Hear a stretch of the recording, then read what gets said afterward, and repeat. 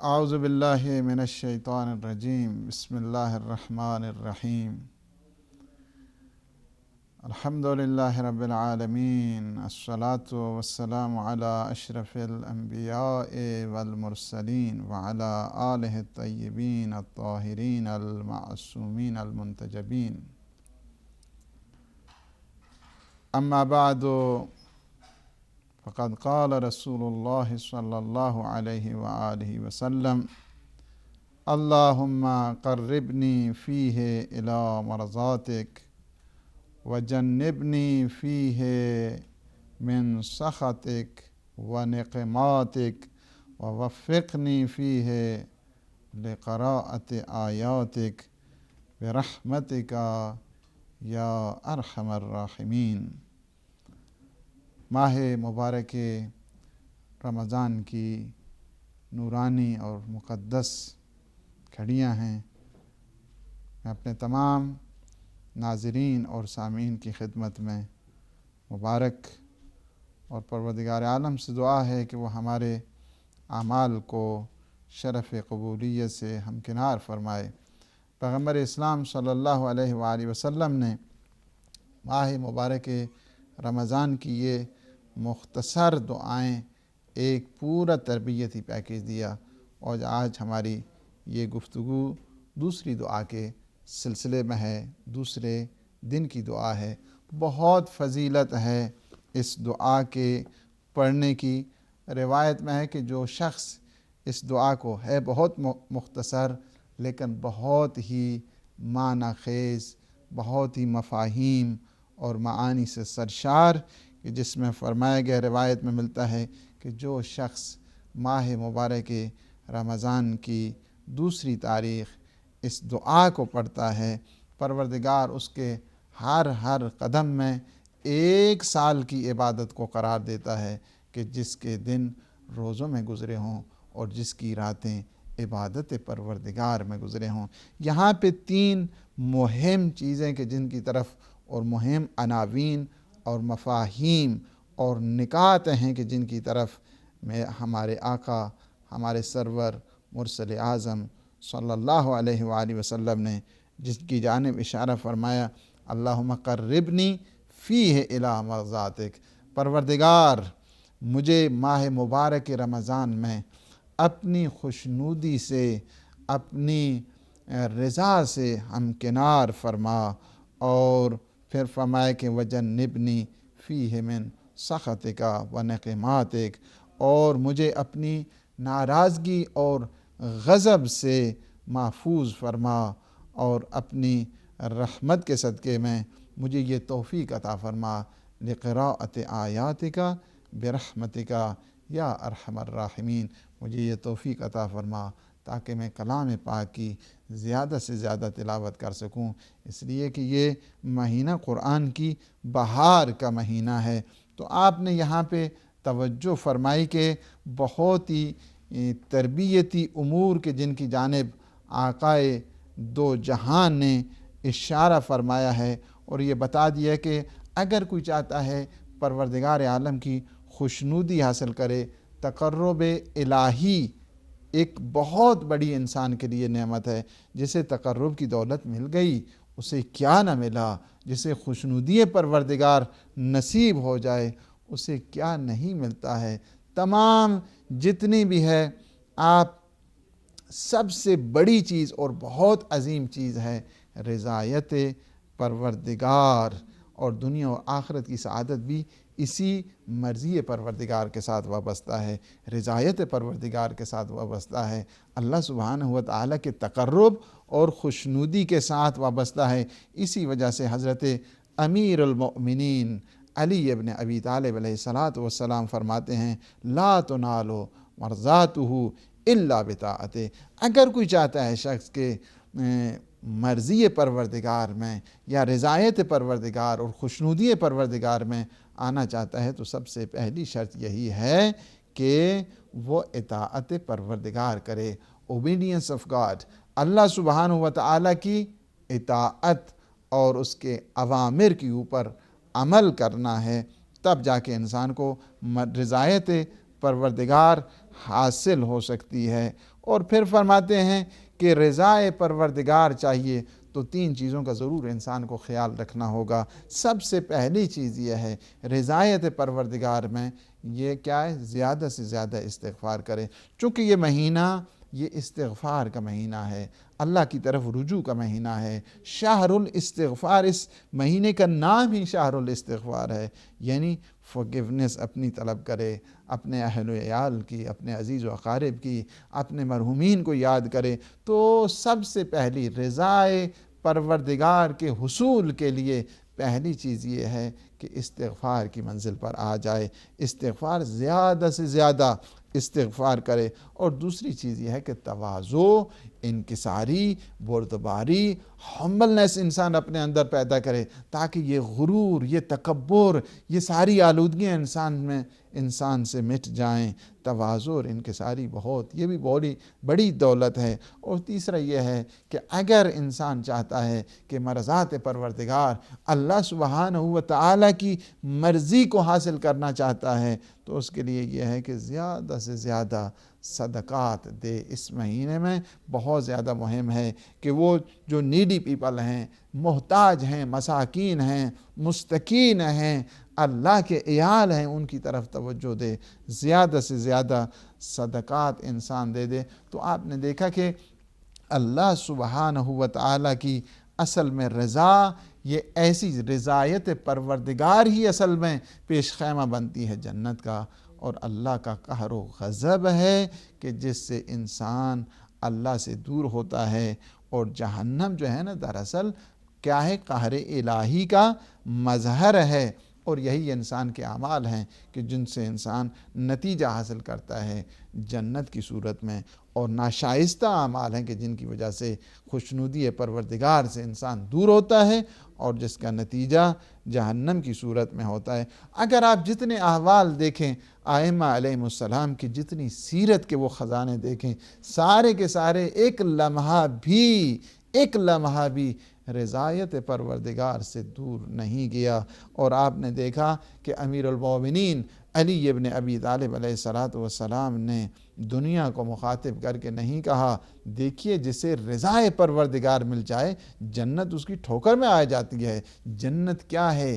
اصل میں ظہور ہو رہا ہے رضایت پروردگار اور تقرب الہی وصال پروردگار کا ذریعہ ہے۔ اسی وجہ سے دنیا کو مخاطب کر کے یہ نہیں کہا، نہ امت کو مخاطب کر کے کہا ہے، بلکہ اللہ کہ ولی اسی طرح خطاب کیا کرتے ہیں۔ میرے آقا اور مولا علی ابن ابی طالب علیہ السلام اللہ کو خطاب کر کے کیا کہتے ہیں؟ الہی ما عبدتک خوفا من نارک ولا طمعا فی جنتک بل وجدتک اہلا للعبادت فعبدتک۔ پروردگار، علی ابن ابی طالب نے یہ جو عبادت کرتا ہے، علی کی عبادت نہ جنت کے شوق سے ہے نہ جہنم کے خوف سے ہے، یہ تو تجھے لائق عبادت سمجھتا ہے تو تیری عبادت کرتا ہے۔ کیا ہے تقرب کی منزل اور کیا ہے خوشنودی پروردگار کی منزل۔ سارے ائمہ علیہم السلام کہ اگر حالات کو، ان کے احوال کو اور ان کی سیرت کو جب انسان دیکھتا ہے، جتنے مصائب پہ مصائب آ رہے ہیں، شدائد پہ شدائد آ رہے ہیں، اتنی مصیبتیں آ رہی ہیں، رنج و علم اور کرب اور غم کی ان پہاڑوں میں بھی ہمیشہ یاد الہی رہتی ہے۔ آپ نے دیکھا وہ بی بی کا عالم اور منزل عرفان دیکھی ہے ایک شخص نے، کہ سب کچھ قربان کرنے کے بعد جب الوداع کیا جا رہا ہے لاشوں کو، تو یہی کہا جاتا ہے ربنا تقبل منا ھذا القربان، پروردگار یہ ہم اہل بیت کی طرف سے یہ قربانیاں قبول کر لے۔ اور جہاں تک پھر آپ نے دیکھا کہ جب حتیٰ کہ دشمن تانے اور طنز کرتے ہیں کہ آپ کے خاندان کے ساتھ کیا ہوا ہے، آپ کے گھر والوں کے ساتھ کیا ہوا ہے، آپ کے بیٹوں کے ساتھ کیا گزری ہے، تو یہی بیوی فرماتی ہے ما رأیت الا جمیلا، ہم نے جو کچھ دیکھا ہے بس یہی جمیل، اللہ کی طرف سے جو کچھ بھی آ جائے آزمائش، سب کا سب حسن رکھتی ہے، مرضی پروردگار کے لیے ہے۔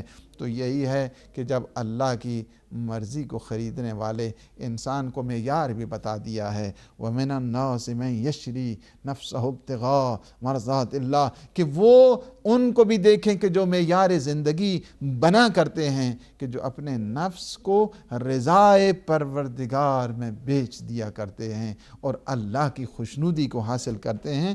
تو یہ ہے کہ یہ وہ ہستیاں ہیں، ان کے ساتھ توسل جوڑنے سے ہی انسان منزل رضا پہ پہنچا کرتا ہے۔ وَمَا تَشَاءُونَ إِلَّا أَن يَشَاءَ اللہ، یہ چاہتے ہی وہی کچھ ہیں، یہ چاہتے ہی وہی کچھ ہیں جو مرضی پروردگار ہوا کرتی ہے۔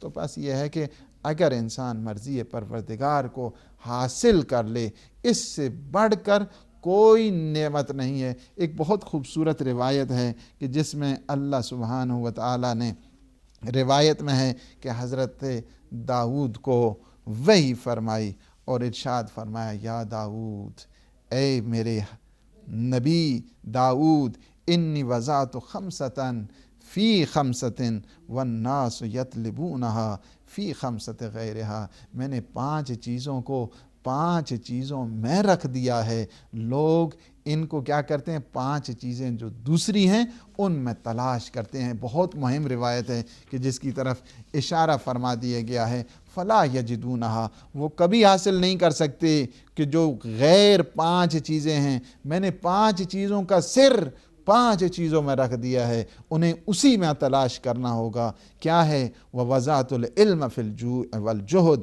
میں نے علم کو کوشش اور بھوک میں رکھ دیا ہے، گرسنگی میں رکھ دیا ہے۔ وَهُمْ يَطْلِبُونَ فِي الشَّبْعِ وَالرَّاحَةِ فَلَا يَجِدُونَ، لوگ اسے چاہتے ہیں کہ ہم سیر ہو کر کھائیں پئیں اور علم حاصل کریں۔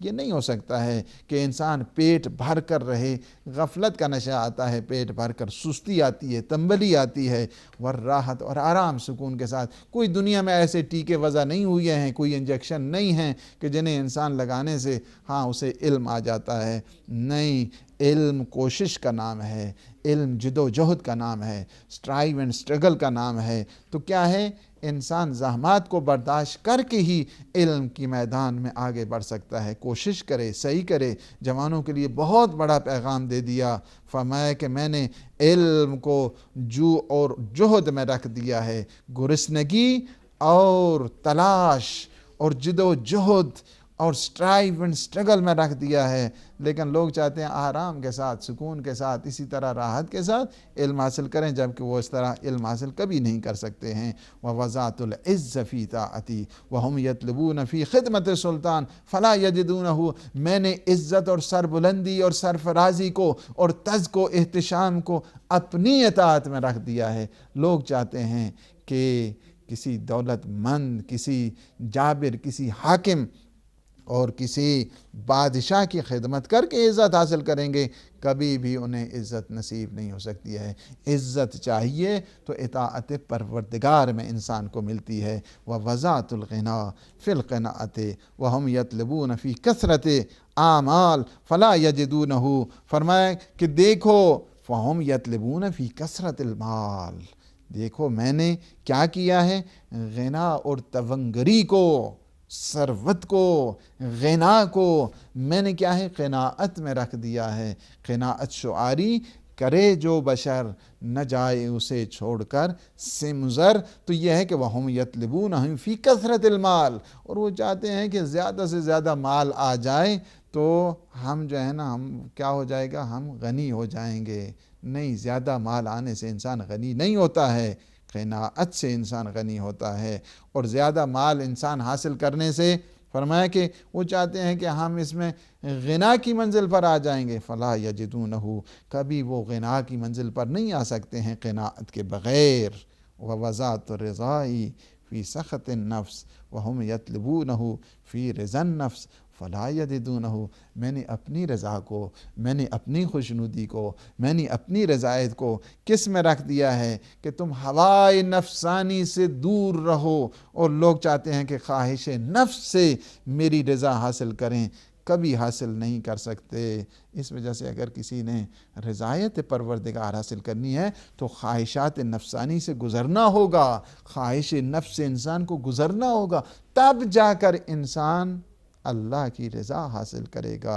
وَوَزَاتُ الرَّاحَةَ فِي الْجَنَّةِ وَهُمْ يَطْلُبُونَهَا فِي الدُّنْيَا فَلَا يَجِدُونَهَا، میں نے راحت و آرام کو، سکون و آسائش کو میں نے رکھ دیا ہے جنت میں۔ یہ جنت کے خزانے ہیں سارے، راحت و آرام چاہیے تو اللہ نے وہ ایک مقام، ایک منزل رکھ دی ہے اور وہ جنت میں ہے۔ وَهُمْ يَطْلُبُونَهَا فِي الدُّنْيَا، یہ دنیا میں چاہتے ہیں کہ ہم راحت و آرام چاہیں۔ فلا یطلبونہا فلا یجدونہا، یہ کبھی بھی دنیا میں راحت و آرام حاصل نہیں کر سکتے، اس وجہ سے کہ دنیا کیا ہے؟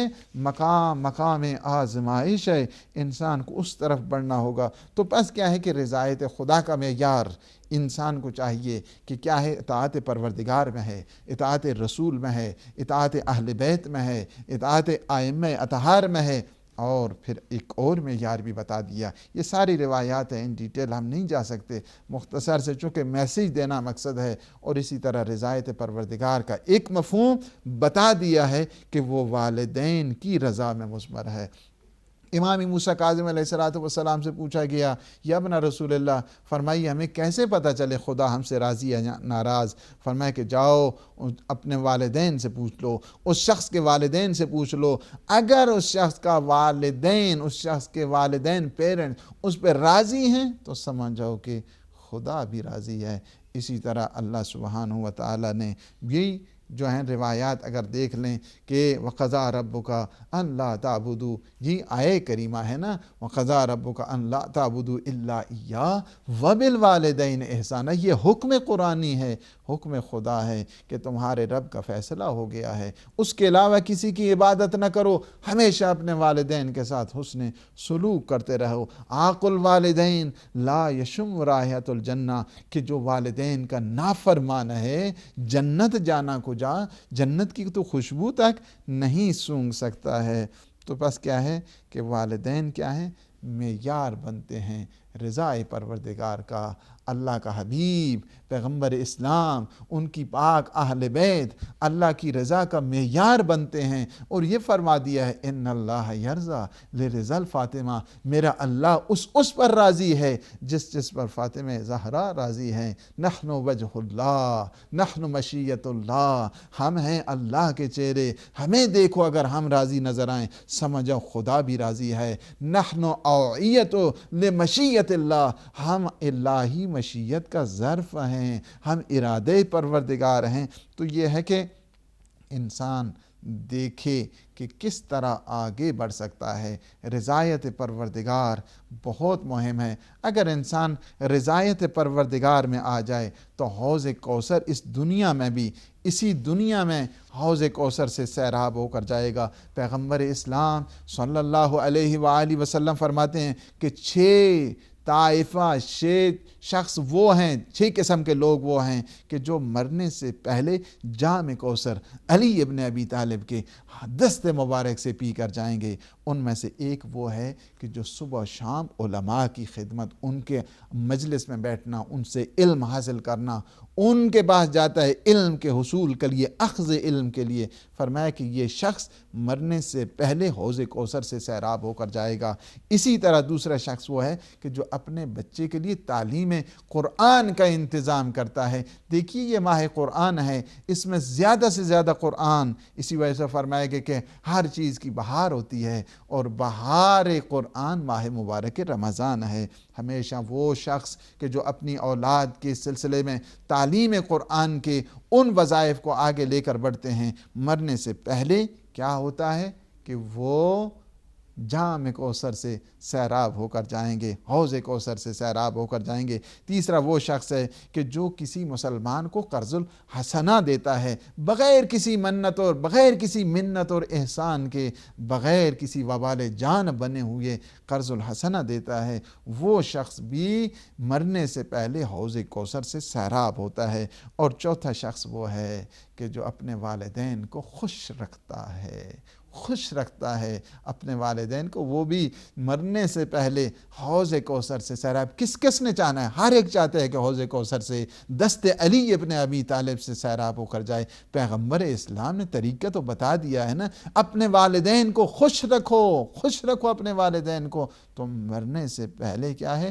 جام کوثر سے سیراب ہوگے۔ اور پانچواں وہ شخص ہے کہ جو کیا ہے کہ جو اپنی زوجہ سے یہ کہے کہ کوئی بھی اگر محتاج در پہ آ جائے اسے خالی نہیں لوٹانا ہے، وہ بھی مرنے سے پہلے جام کوثر سے سیراب ہو کر جائے گا۔ اور چھٹا شخص وہ ہے کہ وہ خاتون ہے کہ جو ہمیشہ اپنے شوہر کی عزت اور احترام اور تزک و احتشام کا خیال کرتی ہے، ہمیشہ اسے آنر دیتی ہے، عزت دیتی ہے اور اس کی عزت کا خیال رکھتی ہے۔ یہ 6 افراد وہ ہیں کہ جو مرنے سے پہلے کیا ہوتا ہے جام کوثر، حوض کوثر سے سیراب ہو کر اس دنیا سے رخصت ہوتے ہیں، اس دنیا کو الوداع کہتے ہیں۔ تو بس یہ ہے کہ یہ دیکھنا یہ ضروری ہے کہ دیکھیے اللہم قربنی فیہ الی مرضاتک،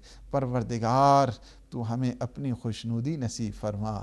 ماہ مبارک رمضان ہے، یہ گھڑیاں بہت مہم ہیں، یہ کبھی کبھی کہ جن میں انسان کی سانس تسبیح پروردگار گلوریفیکیشن آف گاڈ بن جاتی ہے، جس میں انسان کا سو جانا ورشپ آف گاڈ، اللہ کی عبادت بن جاتا ہے۔ اور دوسرے جملے میں آقا فرماتے ہیں وجنبنی فیہ من سخطک ونقماتک، پروردگار اس مہینے میں مجھے اپنی ناراضگی اپنے غضب سے تو مجھے محفوظ فرما، اس لیے کہ غضب پروردگار تو ایسا ہے، قہر الہی تو ایسا ہے کہ جسے نہ زمین برداشت کر سکتی ہے نہ آسمان برداشت کر سکتا ہے۔ اسی لیے آپ دعائے کمیل میں کیا پڑھتے ہیں وَهَذَا مَا لَا تَقُومُ لَهُ السَّمَاوَاتُ وَالْأَرْضُ فَكَيْفَ بِي وَأَنَا عَبْدُكَ الضعیف الذلیل الحقیر المسکین المستکین، پروردگار تیرے قہر و غضب کو تو یہ زمین برداشت نہیں کر سکتی، یہ آسمان برداشت نہیں کر سکتا،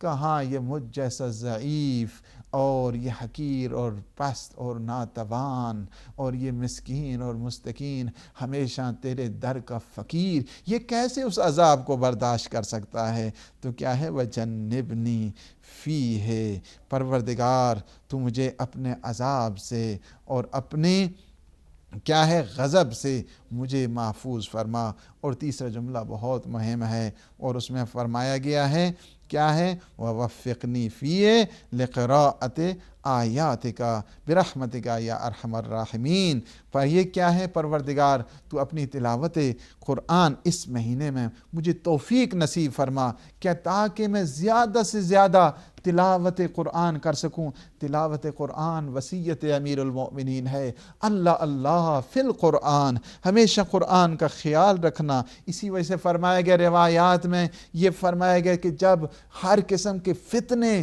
جاگ اٹھیں، ہر طرف سے فتنے آ جائیں، تو تمہیں چاہیے کہ تم قرآن کے سائے میں آ جانا، علی کے سائے میں آ جانا، اہل بیت کے سائے میں آ جانا، اپنے گھروں کو نورانی کرو، نوروا بیوتکم بتلاوت القرآن۔ اور یہ فرما دیا گیا کہ اپنے گھروں کو تلاوت قرآن سے کیا کرو نورانی کیا کرو، اپنے گھروں کو منور کیا کرو۔ اور یہ بھی فرما دیا گیا ہے کہ اگر کوئی شخص چاہتا ہے کہ شیاطین اس گھر میں نہ آئیں، زیادہ سے زیادہ تلاوت کیا کرے، شیاطین بھاگ جاتے ہیں، جنوں یہ جو وساوس ہیں سارے ختم ہو جاتے ہیں۔ تلاوت قرآن جس گھر میں ہوتی ہے وہ اس طرح گھر درخشاں ہوتا ہے جس طرح اہل زمین کے لیے آسمان کے ستارے درخشاں ہوتے ہیں۔ اور یہ ماہ قرآن ہے، یہ کیا ہے قرآن کا مہینہ ہے، ربیع القرآن جو ہے وہ کیا ہے شہر رمضان ہے، قرآن کا مہینہ ہے زیادہ سے زیادہ۔ اور یہ قرآن اندرونی ظاہری اور باطنی ہر قسم کی بیماریوں کو ختم کرتا ہے، شفا دیتا ہے، شفاء کیا ہے؟ صدور ہے، یہ ظاہری اور باطنی ہر قسم کی امراض سے انسان کو نجات دیتا ہے، ظاہری بھی اس میں شفا ہے۔ اور اس میں بہت بڑا نسخہ امام جعفر صادق کہتے ہیں کہ ہم ماہ مبارک ہے، اٹھنے کے لیے مشکل ہو جاتی ہے، ایک نسخہ امام جعفر صادق علیہ السلام نے دیا ہے، ما من عبد لقرأ، ہر وہ شخص آخر الکاف، کہ جو شخص سورہ کاف کی آخری آیت کو تلاوت کرتا ہے، الا تیقظ فی الساعۃ التی یرید، جس گھڑی وہ چاہتا ہے وہ بیدار ہو سکتا ہے، کہ وہ پڑھے اس کو، قل انما انا بشر مثلکم یوحی الی انما الہکم الہ واحد فمن کان یرجو لقاء ربہ فلیعمل عملا صالحا ولا یشرک بعبادت ربہ احدا۔ یہ پڑھے اور پڑھ کے سو جائے، انشاءاللہ جس گھڑی وہ چاہتا ہے وہ بیدار ہو جائے گا۔ اور پھر یہ ایک طریقہ آخری بات کہہ کہ وقت تمام ہوا، اور لیکن باتیں قرآن کی کہاں ختم ہوتی ہیں، ہم سارے ختم ہو جائیں گے، لیکن یہ پیغمبر اسلام کے فرامین، یہ تربیتی پیکج اسی طرح جاری اور ساری رہیں گے۔ اور فرمایا کہ جب تم قرآن کی تلاوت کرو نا، فَإِذَا قَرَأْتَ الْقُرْآنَ فَاسْتَعِذْ بِاللَّهِ، جب قرآن کی تلاوت کرو اللہ کا حصار لے لو، شیطان کے وساوس سے بچنے کے لیے، شیطانی وساوس سے بچنے کے لیے، حصار پروردگار کے آنے کے لیے کیا ہو؟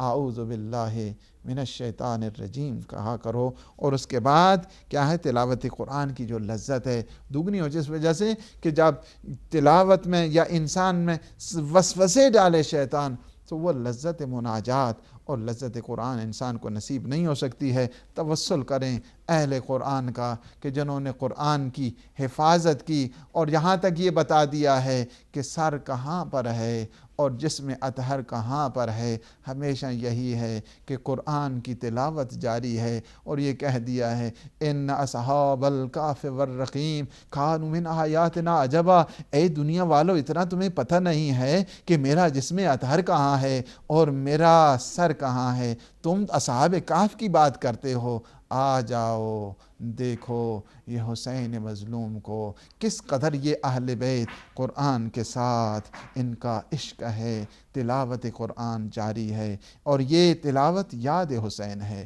یاد شہداء ہے، یاد رسول خدا ہے۔ ماہ مبارک رمضان میں خدایا تجھ سے دعا کرتے ہیں کیا کہ ہمیں توفیق عطا فرما اپنی رضا کی، اور ہمیں عذاب سے، یہ اپنے قہر و غضب ہے اس سے ہمیں محفوظ فرما، اور ہمیں تلاوت قرآن کی توفیق عطا فرما۔